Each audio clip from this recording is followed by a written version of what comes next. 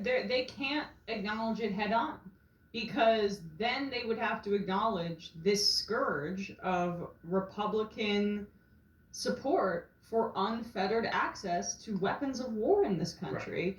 If it were somebody who they could demonize, if it was a Muslim person, if it was a black person, if it was a trans person, they would have had their narrative set up, and you understand how the tone of this RNC would have been radically different.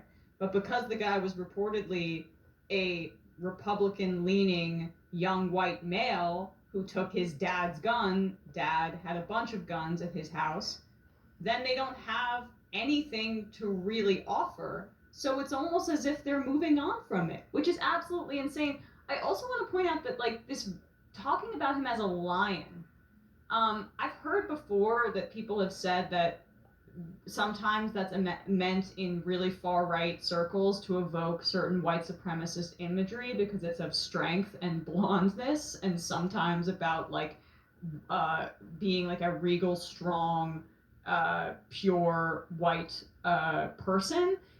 To refer Donald Trump as a lion is hilarious, but it's also just, I mean, I don't know, like, it's like this king-like worship as if he's at the top of the animal kingdom in some way. Yeah, it's completely unhealthy. And let's be clear,